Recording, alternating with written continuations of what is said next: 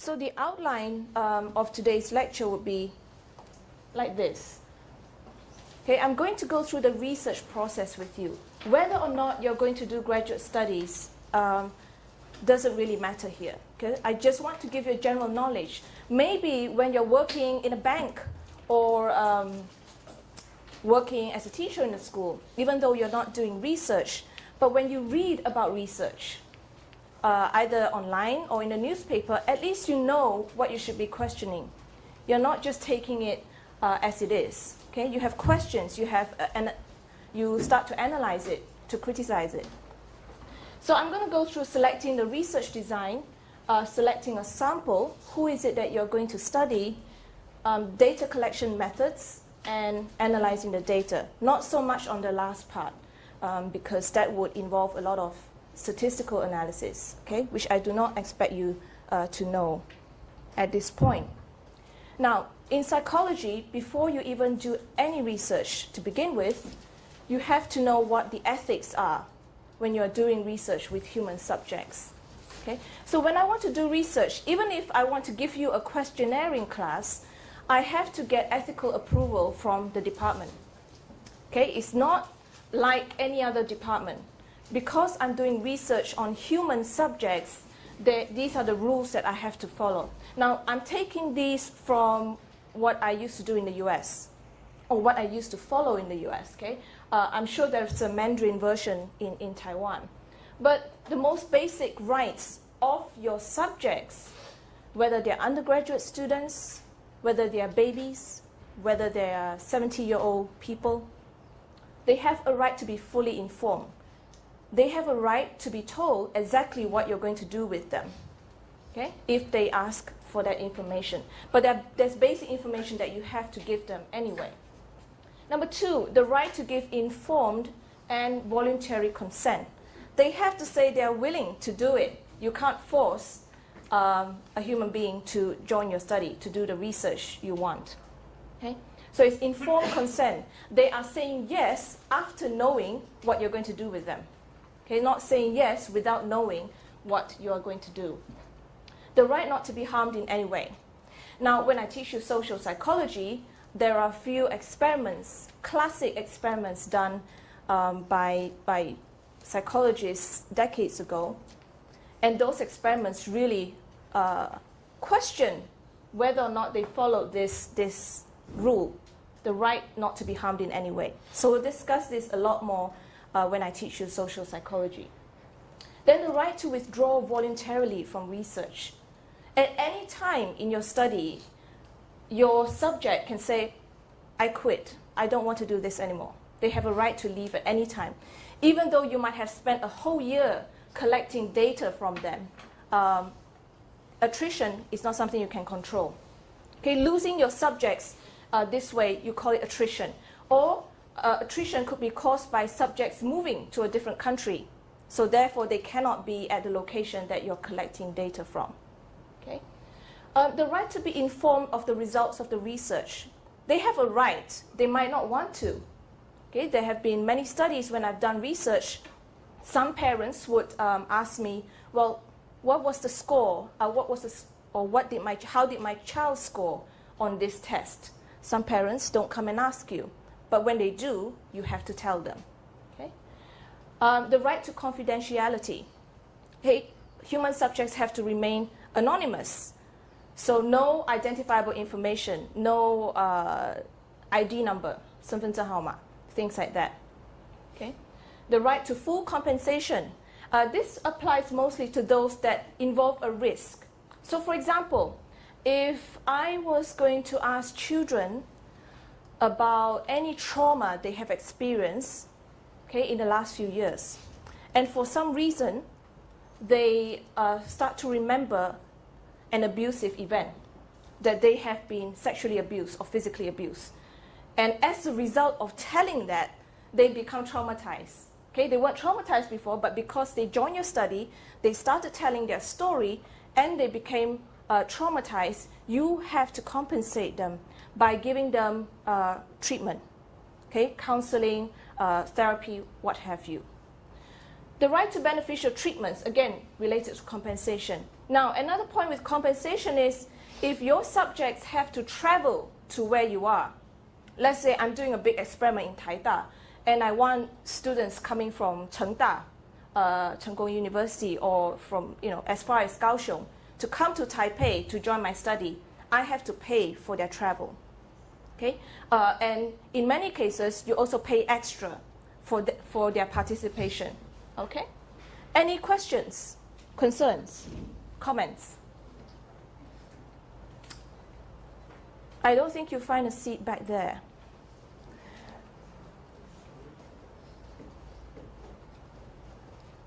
Try to lower your head a bit.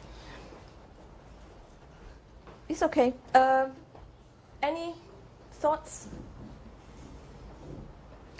Any other rights do you think we should apply to research on human subjects?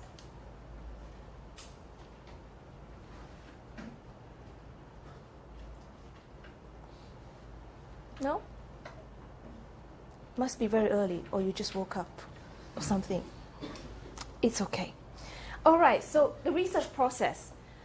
The research process is very complex, so I'm really trying to water it down as much as I can, make it as simple as I can for you, okay? But the basic process would be starting with a research question, which I will get you to do, then the data collection part and analysis, and presenting the findings. So let's start with research question. Basically, it's what is it that we want to find out. Okay?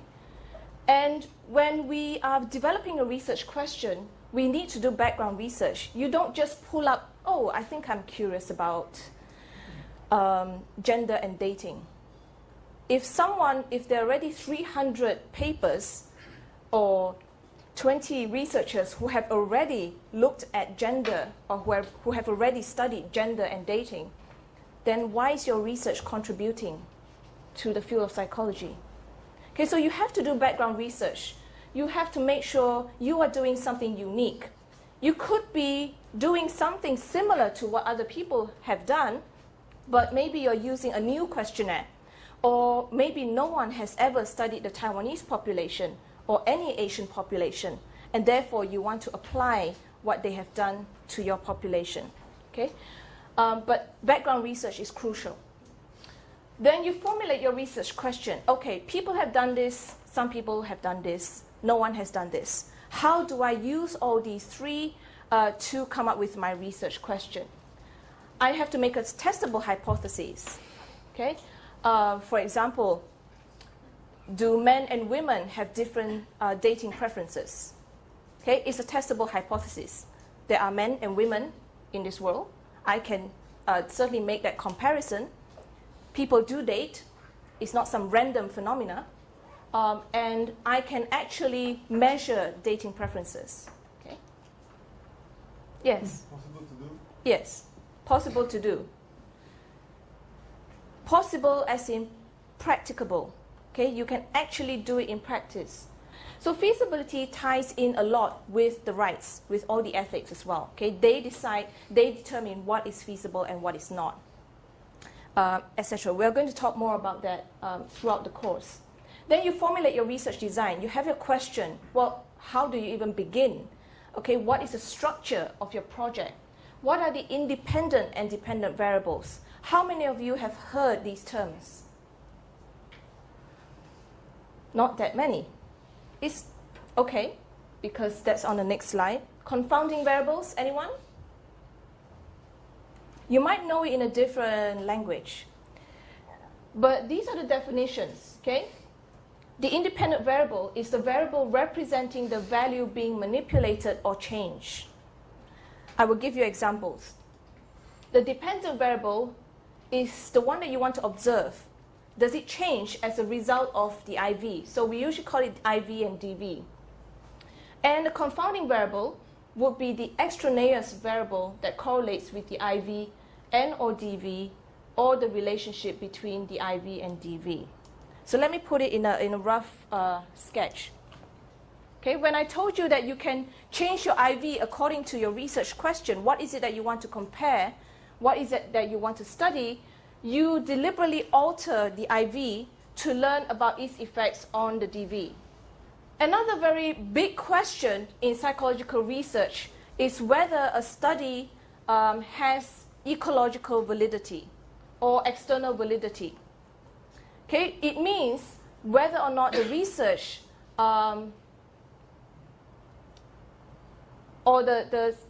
whether the study's participants, stimuli, and procedures adequately reflect the world as it is.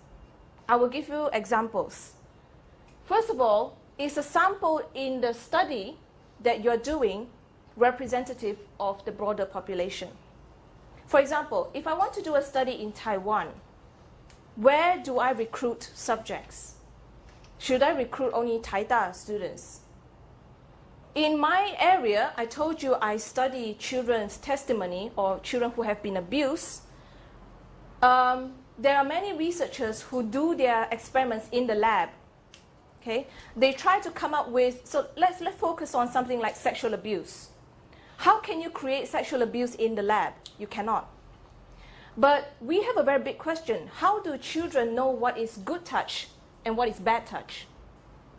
What do they know about touching? Okay? Some kids say hugging is not a touch. Kissing is not a touch. So if I wanted to understand what children think about touches, and I want to do it in the lab, I would create maybe a game or something where I would touch the child on different places, non-sexually. Now, when you do that kind of study, you will always have to say in your paper that we lack ecological validity because these touches do not reflect real sexually abusive touches. But why is this unique? Because it's the only way you can study this. Okay, studying child abuse, different characteristics of child abuse can only be done in the lab this way. Now, another way a study could have ecological validity is for the research method to measure real-world behavior or phenomena. Now, do you understand this part? This is crucial because when you come up with your research project, it better have external validity. And just to give you an outline of research design, okay, this is an outline. There are a lot more details for each. In terms of experiment, you can have two major types, a lab study or analog study and a field or natural study. Now, in a lab study, so let's focus on the experiment design part. In the lab study, it's possible to control factors that may influence the variable of interest. Okay? When you ask people to come into your lab to do an experiment, you have full control of whatever happens in here. If I wanted to study how police officers deal with suspects, I have to go out in the real world and observe them in their natural environment. I cannot control what crime comes in, what crime happens. I cannot control who the offender is. I cannot even control which police officer I'm going to observe. Okay, so these two are very, very different types of studies, depending on what you want to study. If you want to do brain imaging, right, you can't just put an MRI scanner out in the garden. It has to be in the lab. So, you basically do it according to your question. And in the lab study, it's possible, in most cases or all cases, to have a comparison group, experimental group and control group. And randomized assignment is possible. So let's say for some of you, I want to give you a memory test before your exam. For some of you, I don't want to give you a memory test. I can do that. But in the real world, for example, as I said, I cannot decide which offender commits which crime. Okay? The problem with lab study, as I said just now about the research on children's understanding of touches, these kind of studies would have poor ecological validity. Not all, but some, especially if you're trying to measure something that is significantly different from what happens in the real world. In a field or natural study, which what I've done mostly on in my area, okay, I worked with police officers in Malaysia in trying to understand how they interview child abuse victims. I would have to do a field study. Okay, I wanted to see how police officers interview child victims. So I have to go to the police headquarters and say, can I look at your interviews with children? They said no to me 3 times, but I begged and begged and begged, and finally got my PhD. So that highlights another difficulty. When you're doing field study, it's very challenging because you're working with people who are very busy, people who are under a lot of pressure. Some police officers don't want you studying them because they might get into trouble, for example. Or studying any governmental agencies, okay, requires a lot of hard work. Let's say I want to do some research with social workers or with clinical psychologists or psychiatrists in NTU hospital. It takes a lot of interaction. It takes a lot of social skills to get there. In the lab, you just invite people to come to your lab and do your study accordingly. Okay? So there's significant differences in challenges as well, okay? Not just a research question. But in the field study, it's difficult or impossible to control other influences. If you're observing behavior outdoors, you can't control the weather.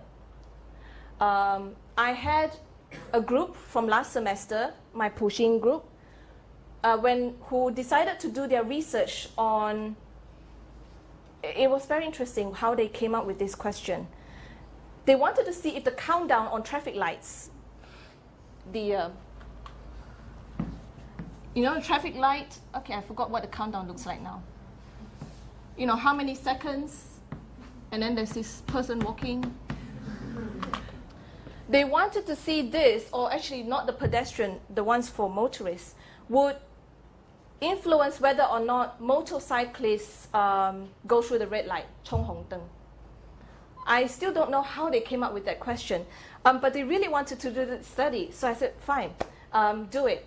So they went out to different intersections around NTU, the crossroads, okay, intersections, standing there for at least 2 hours, noting down, this was an observational study, they were really good, noting down the different motorcyclists, whether they're male or female. What else? 裴凯，他们那时候观察什么？ Whether the motorcyclist was male or female, I think age group, whether they had another passenger, because they wanted to control for these confounds that might affect whether or not they go through the red light. In the end, they didn't find a relationship between countdown, but they were still very excited about doing this. And the big problem was they couldn't control the weather. So the poor kids had to stand there in the pouring rain. I think there were 2 nights. So, and they were very smart about this. They decided to test this early in the morning, noon, dinner time, and very late at night, I think about 10 p.m. Just to see whether the time of the day also had an effect. So kudos to them for doing that. But that kind of study, there are so many things you can't control. And I think there was one time when a police officer started looking at them. So I told them, don't panic, just tell them that you're doing this for Puxing. So I think he just observed them, but he didn't approach them, because they look so harmless anyway. Okay? So because it's difficult to control different influences, like the weather, or who else is there, then you also have low manipulation of variables. You can't manipulate it because you can't control it. On the other hand, in terms of subjects, I can do my study in 3 major ways. Okay, between subjects would be between subject design would be comparing different groups of individuals. I compare 5-year-old children and 15-year-old children. That is between. I compare men versus women. That is between. Any other examples?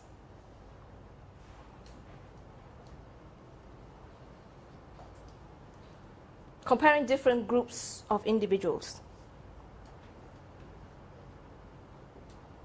International students versus local students.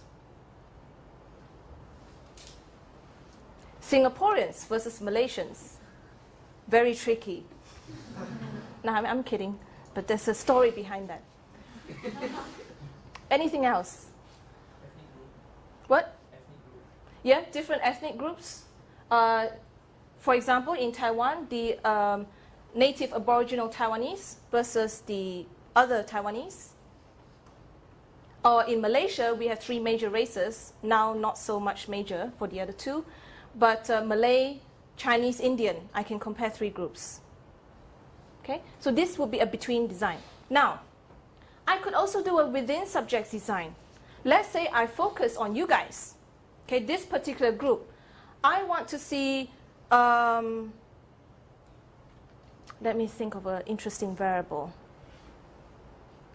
Let's say I want to look at how many words you actually speak to me at the beginning of class, at the beginning of the semester, and then I measure again how many words you say to me in the middle of semester, and then at the end of semester. So I measure how much you talk to me 3 times this semester. That's a within subjects design. I'm studying the same group of people at different time points. Or I might be interested in how well you do in on different types of memory tests or video games. I give you 3 different computer games or video games to play, and I want to see how you perform on these 3 games. Okay, all 3 games are similar. I just want to see whether you score very differently on one of those. Okay, so I give you the same group of people, different instruments, or test you at different time points, or maybe I might be interested in whether you do your exam better indoors or outdoors.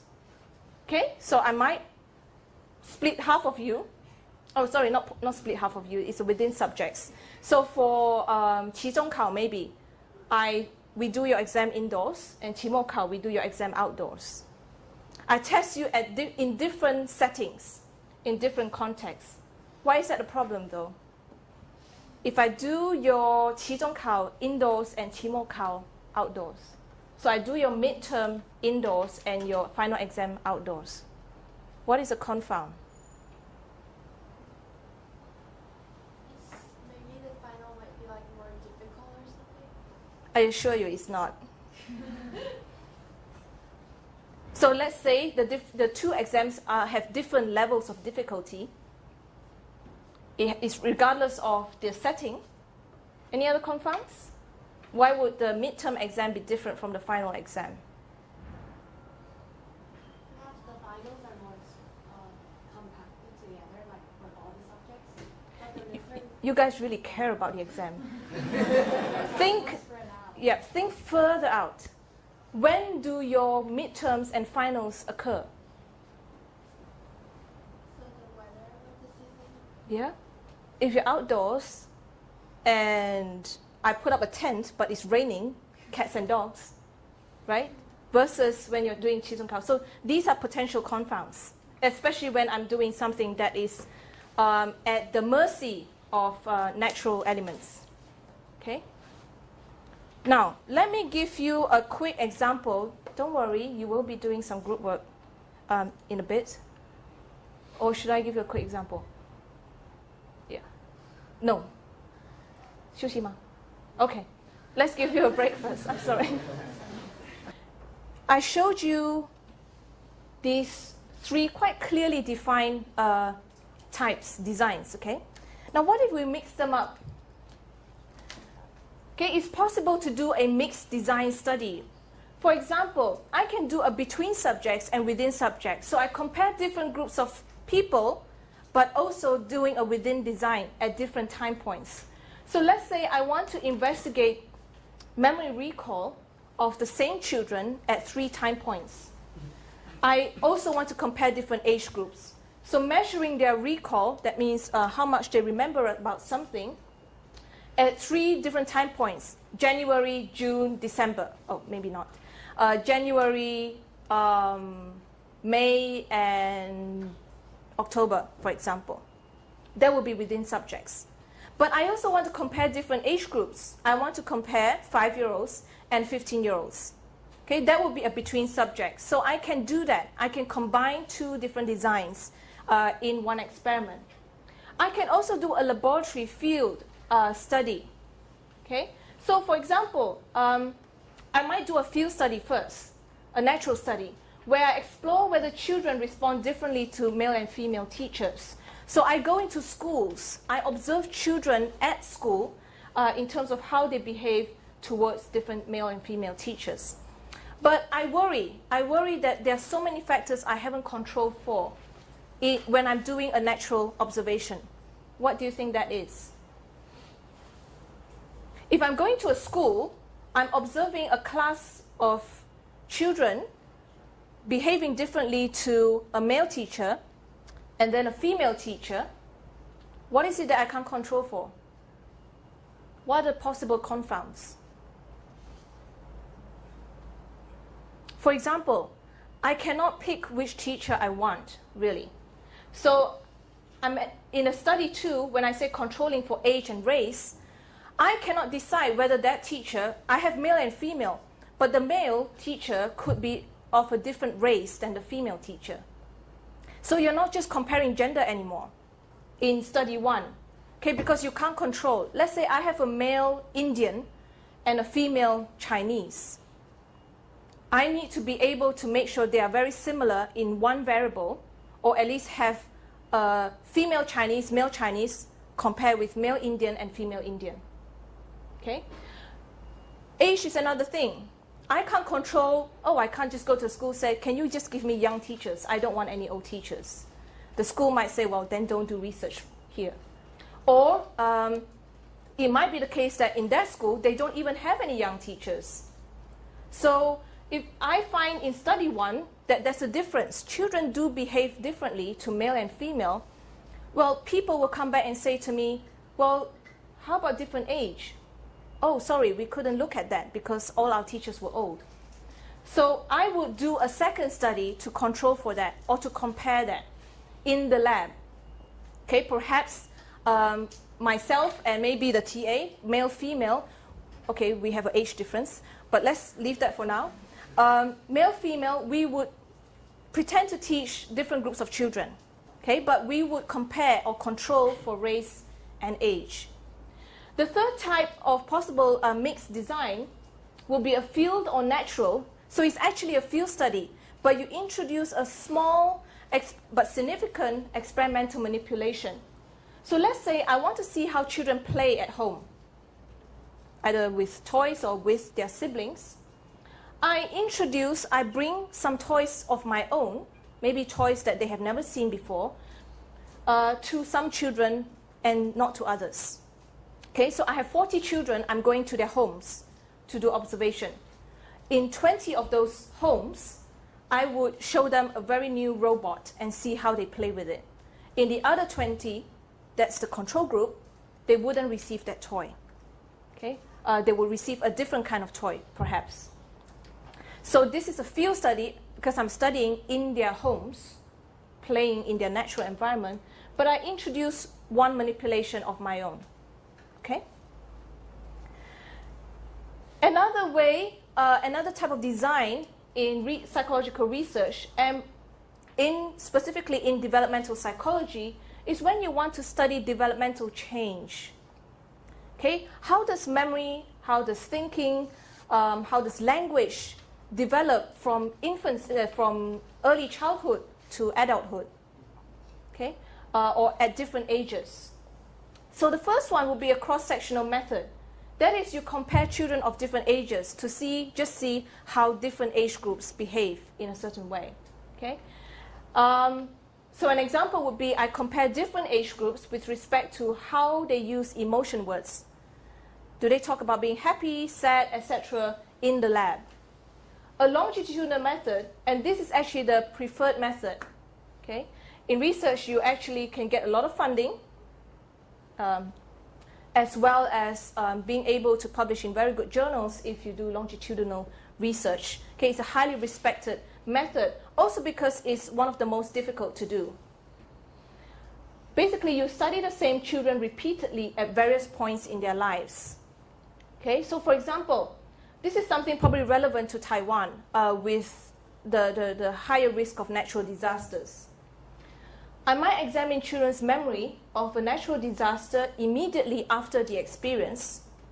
So, for example, I saw on YouTube a video of children who suffered from the Molaka typhoon.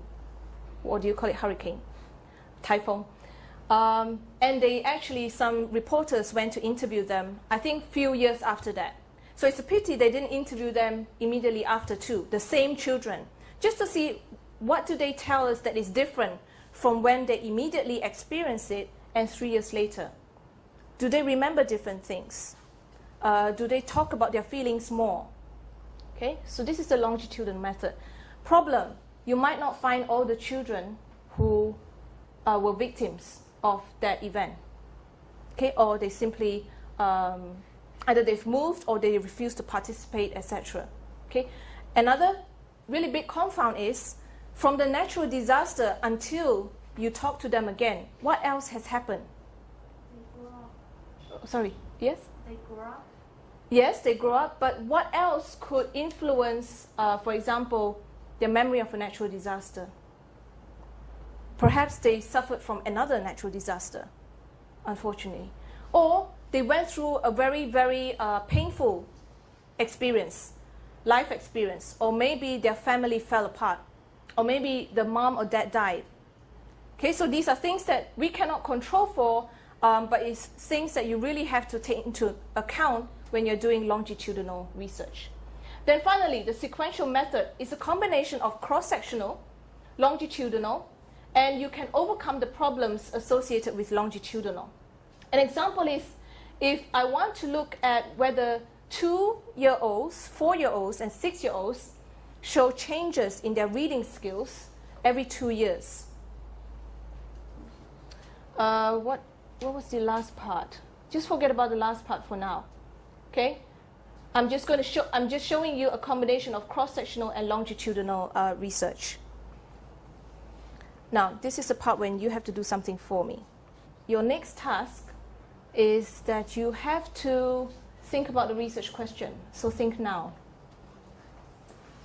Think about anything that you're curious about psychology, about this world, about human beings. Okay, because I need you to give me a concrete research question. So I'm going to go through this process with you, basically giving you an example for each level of this research question process. Okay, so let you have a look again what the different points were. So first of all, what do we want to find out? So let's say my research question is, do females spend more time on the internet than males? Very simple question. I have to do background research. Well, has anyone looked at this relationship? Okay, has this been studied before? Have people looked at the relationship between gender and internet use or cyber behavior? Okay, and what have other people done? If they have looked at this, what have they done in their research? And then you have to formulate your research question, okay, having done your background research, and make a testable hypothesis. So for example, I would like to compare the amount of time spent online by male and female undergraduate students in Taiwan. My hypothesis is males spend more time than females. Don't take this personally. Okay, so this is just a hypothesis. Any questions? All right, because you have to start churning in your brain, thinking about confounds, okay? Then I have to determine the feasibility. Can I actually do this project? Can I actually do this research? Well, yes, we can find undergraduate males and females. Probably harder to find females in places like Jiaoda, right? Am I right? I heard anyway. So you want to go for a university with a, decent or equally equal number of males and females. Is that the case in NTU? Do you think? Don't know? Oh, we have to do research on that then. No, I think we can easily ask the admin department how many females, males, what's the ratio like in Taita. Then internet, and the other thing we have to determine is, can we actually study internet usage? Yes. It's something we can measure, okay? All kinds of websites, on what do you call it, service providers have already measured that. Give me an example. How would you measure internet usage?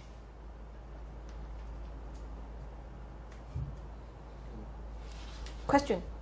Do females spend more time on the internet? Time on the internet is my internet usage variable. You can measure time on the internet, right?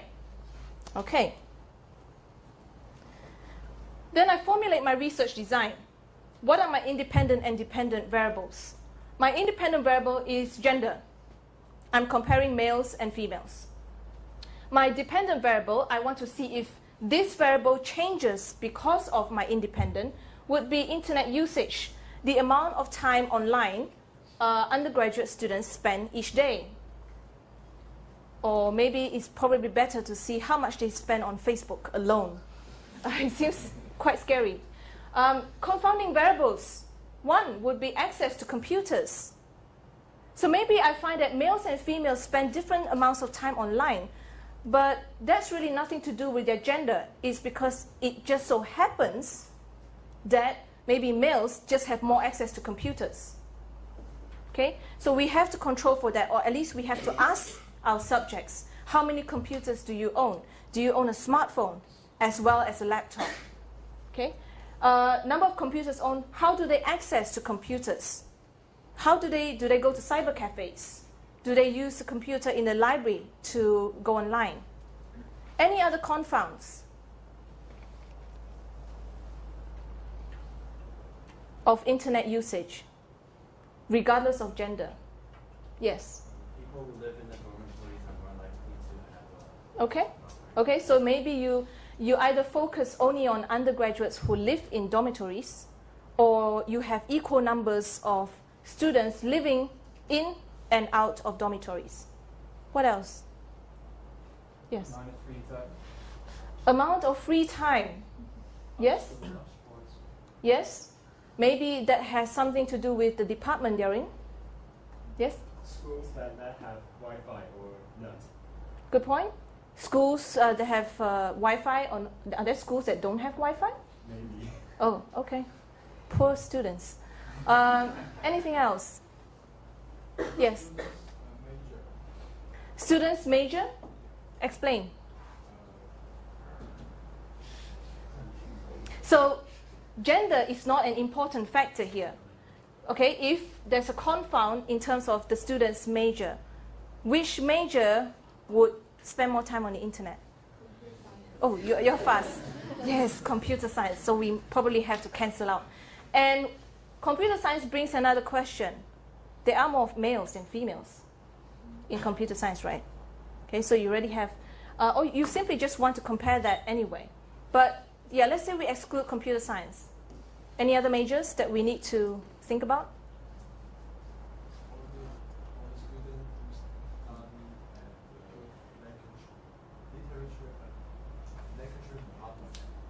What department?